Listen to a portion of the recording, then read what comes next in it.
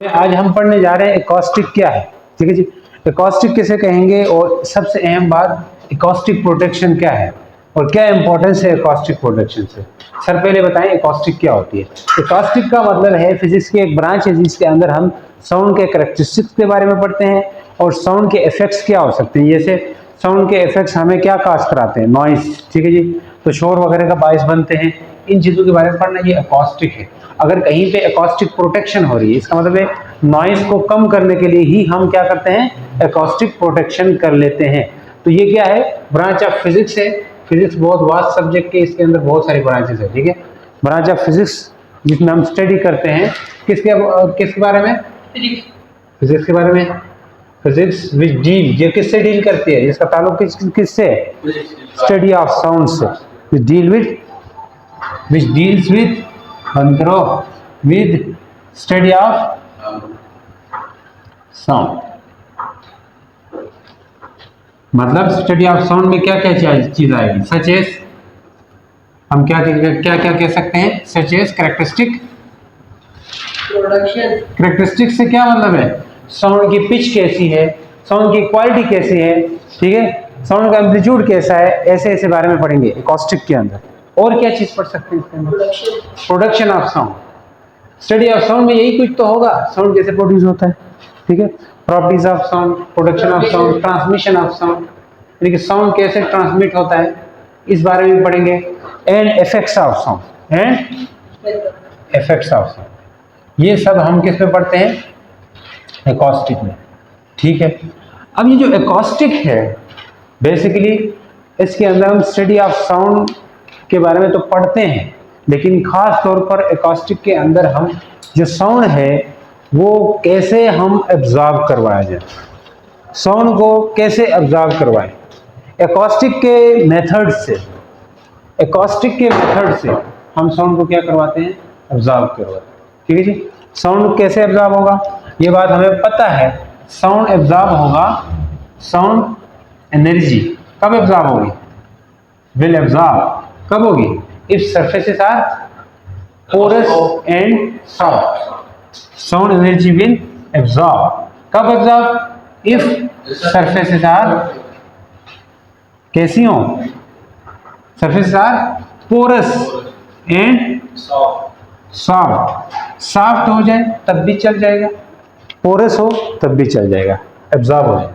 ठीक है जी, अब क्या क्या होती है ये हम आगे जाके पढ़ेंगे, लेकिन इस एकॉस्टिक्स की मदद से ये एकॉस्टिक एब्जॉर्ब, जो साउंड एब्जॉर्ब हो रहा है वो किस बात पे डिपेंड करता है, किस बात पे डिपेंड करेगा, शेप ऑफ द रूम। अगर आप साउंड एब्जॉर्ब करवाते हैं अपने घर से या कमरे से या आप किसी हॉल से साउंड को एब्जॉर्ब करवाना चाहते हैं, ठीक है, तो उसके लिए हमें पता है जैसे कि कोई एम्प्टी रूम होता है या खाली कमरा होता है वहां पे साउंड कम एब्जॉर्ब होता है।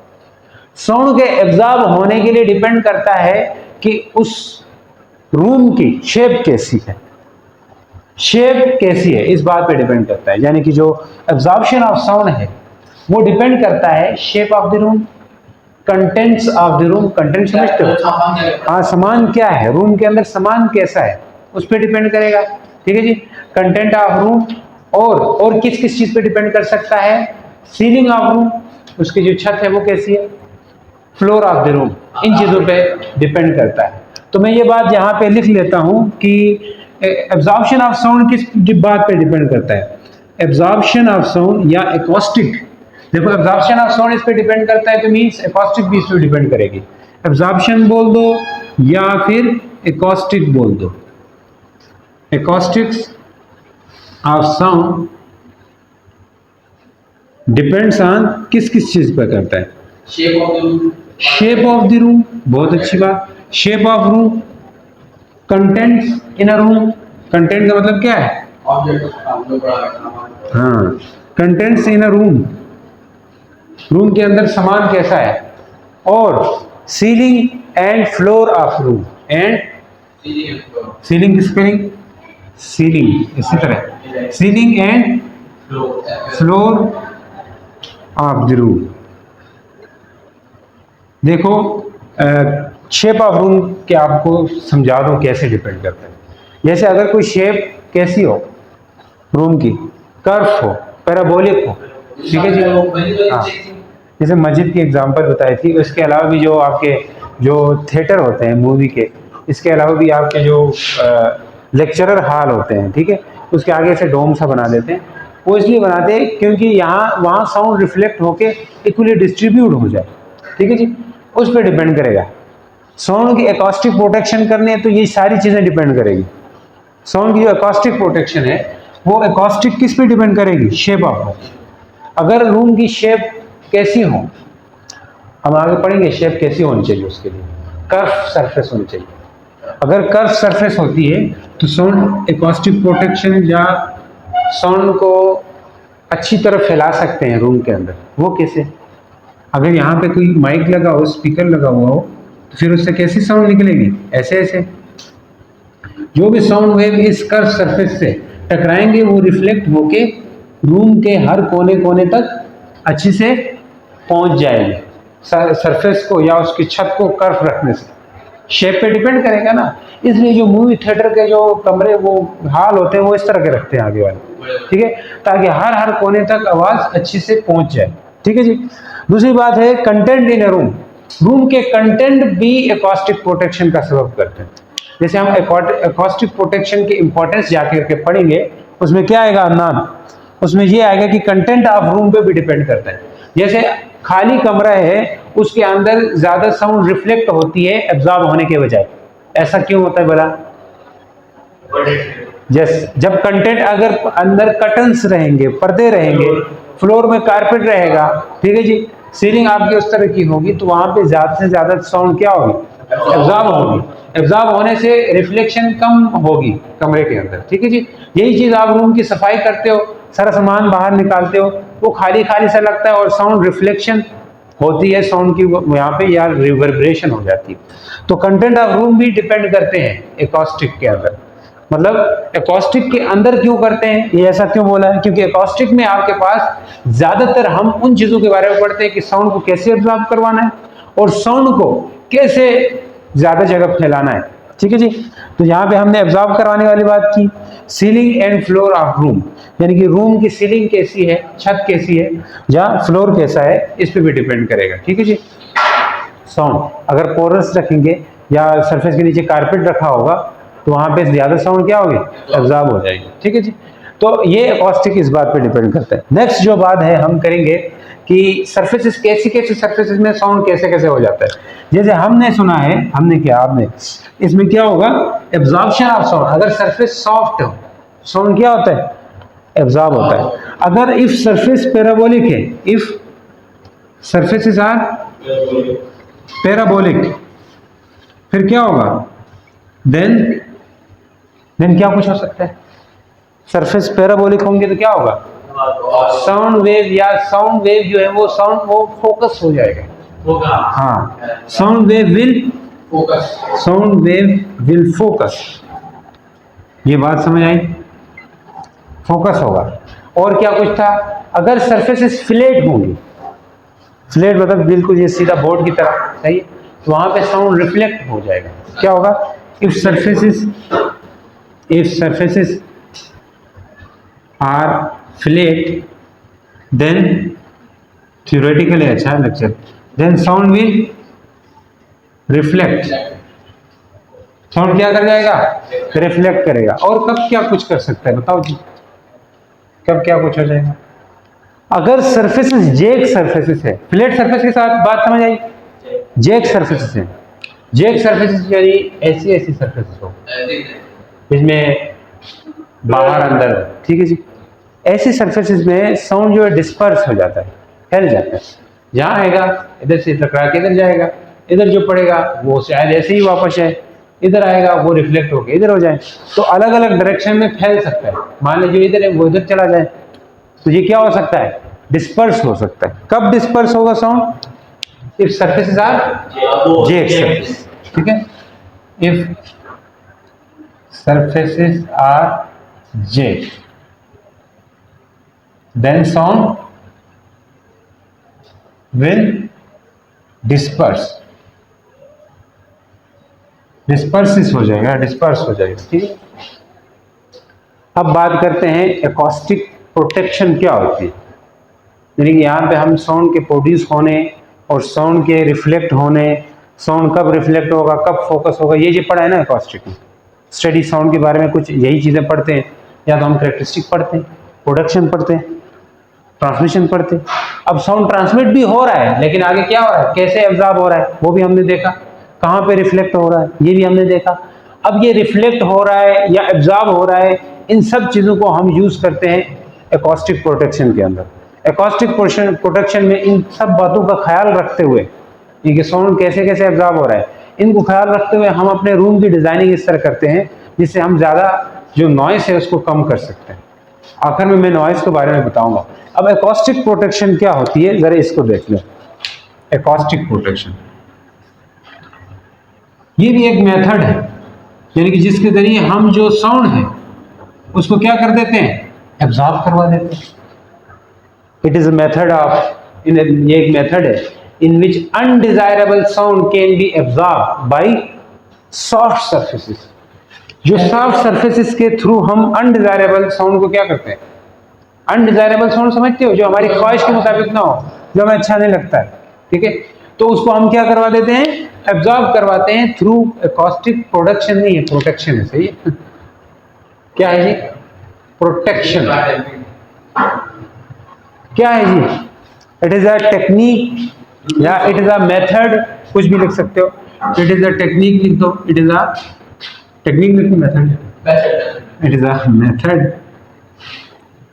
Method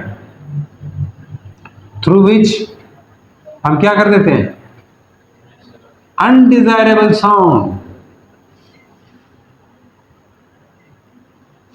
undesirable, desirable, ABLE, undesirable sound is absorb, किससे एब्जॉर्ब करवाएंगे, बाय पोरस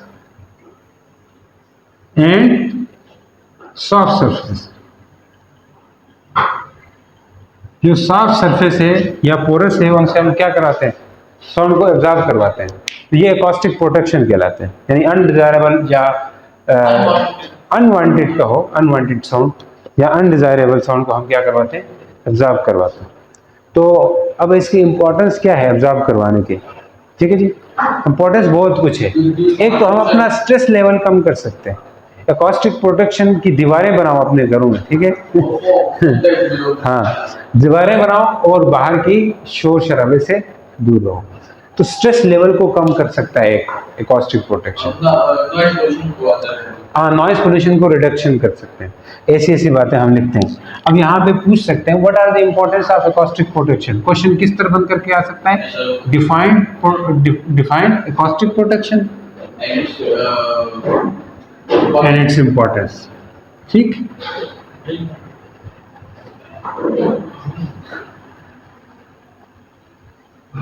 क्या इंपॉर्टेंस हो सकती है जी एकॉस्टिक प्रोटेक्शन की, इंपॉर्टेंस सीधी सारी है इंपॉर्टेंस। हाँ, तो इंपॉर्टेंस हम लिख लेते हैं, जो भी एकॉस्टिक प्रोटेक्शन है, हमें पता है साउंड जो है वो रिफ्लेक्ट कर जाता है from hard and smooth surfaces. अगर सरफेस स्मूथ हो या हार्ड हो तो साउंड क्या करता है, रिफ्लेक्ट करता है। इसके बरक्स अगर साउंड क्या हो, अगर सॉफ्ट सरफेस हो, पोरस सरफेस हो, साउंड क्या कर जाएगा, एब्जॉर्ब कर जाएगा। लेकिन हम अपने घरों में सरफेसेस को सॉफ्ट बना सकते हैं बाय हैंगिंग कर्टन्स, ठीक है, या कारपेट वगैरह बिछा करके हम अपने घरों को जो सरफेसेस है उनको सॉफ्ट करवा सकते हैं। जब सरफेसेस सॉफ्ट होंगी तो हमारे घरों में बहुत हद तक रिफ्लेक्शन ऑफ साउंड को कम किया जा सकता है। रिफ्लेक्शन ऑफ साउंड भी एक अनडिजायरेबल साउंड है, अगर हद से ज्यादा हो जाता है अनडिजायरेबल साउंड होता है। तो इसके थ्रू हम घरों में प्रोटेक्शन कर सकते हैं नॉइज से बचने के लिए या रिफ्लेक्शन ऑफ साउंड से बचने के लिए, ठीक है जी।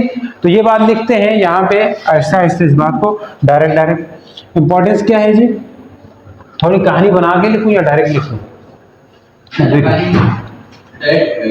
अच्छा जी, हम लिख सकते हैं यहाँ से एकॉस्टिक प्रोटेक्शन हमें पता है as if surfaces are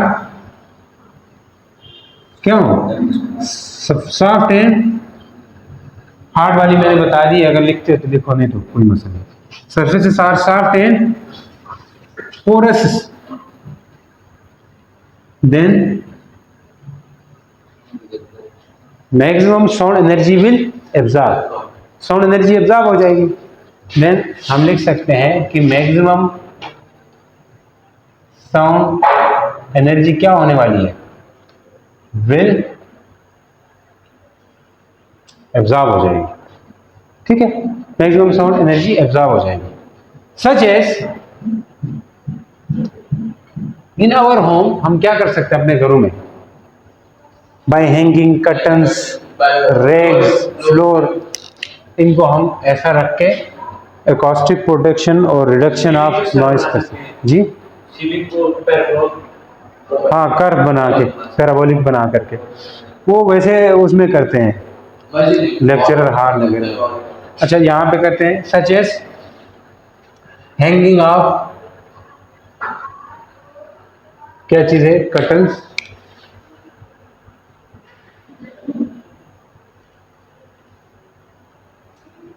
and carpet. ठीक है, वी कैन क्या कर सकते हैं, reduce the reflection of sound. Sound reflection of sound को कम करना भी नॉइस को कम करना होता है, एकॉस्टिक प्रोटेक्शन हो गई। रिफ्लेक्शन ऑफ साउंड को भी कम करना क्या है, एकॉस्टिक प्रोटेक्शन हो गई।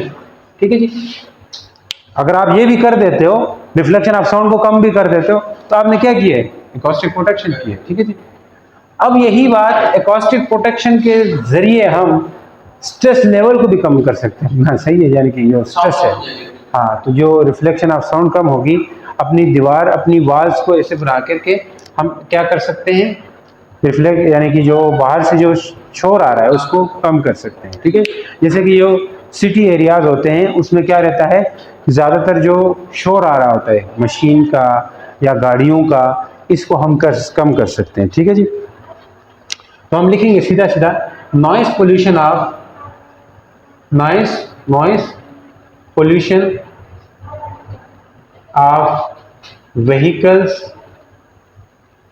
ट्रेन, जो भी नाम होता है, मशीन, और बताओ एयरक्राफ्ट। मतलब आप दुबई शुबई में है ना, फिर से एयरक्राफ्ट, हाँ, एंड कंस्ट्रक्शन एक्टिविटीज,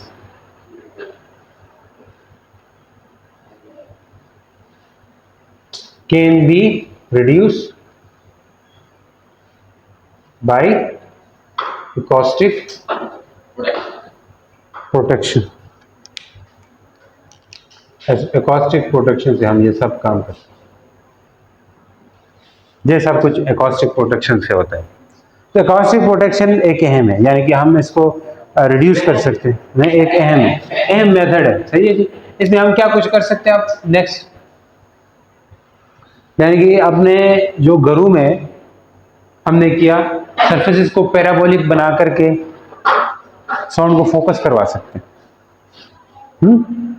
फोकस करा सकते हैं, हाँ, by making parabolic surfaces, by making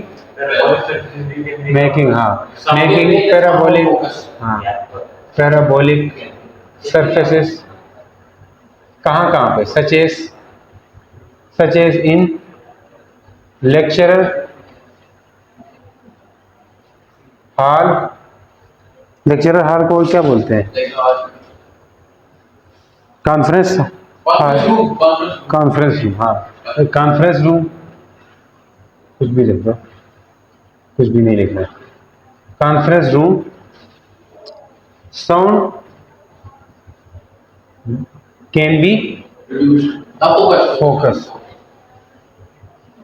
ठीक है, साउंड को क्या कर सकते हैं, फोकस कर सकते हैं। काफी सारी इंपॉर्टेंस हम लिख गए हैं, यानी कि वो वाली जगह नजर आ रही है, कैमरे में चेक करें, वो आकर वाली, वो वाली कौन वाला है, ऐसा सही, ठीक है। मैं थोड़ी सी बातें बताता हूँ, लिखना आपने खुद है थ्योरेटिकल। इसके उल्टा है नॉइस। क्या आपसे पूछे नॉइस क्या होता है? नॉइस इज अनडिजायरेबल साउंड है जो कि हार्मफुल है for human health and other species के लिए। नॉइस क्या है? नॉइस भी एक अनडिजायरेबल साउंड होता है ना। तो आपसे पूछ सकते हैं नॉइस क्या है और नॉइस के क्या इफेक्ट्स हो सकते हैं। ऐसे लोग ऐसे आ सकते हैं, ठीक है।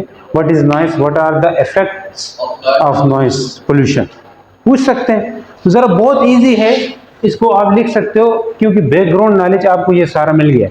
तो अब देखते हैं जी नॉइस क्या है और नॉइस के क्या काजेस हो सकते हैं, ये आपसे पूछ सकते हैं। सबसे पहले नॉइस को डिफाइन करते हैं। नॉइस क्या होगा इसको? नॉइस हमारे पास है, इट इज अनडिजायरेबल साउंड, जिस तरह हमने यहाँ कहा था ये भी अनडिजायरेबल साउंड होता है। तो विच is harmful for human health and other species, ठीक है। इट इज अ, ये ऑफिशियल डेफिनेशन होगी नॉइस की, ठीक है जी। It is undesirable sound which can be नहीं, हार्मफुल है ये ना, विच इज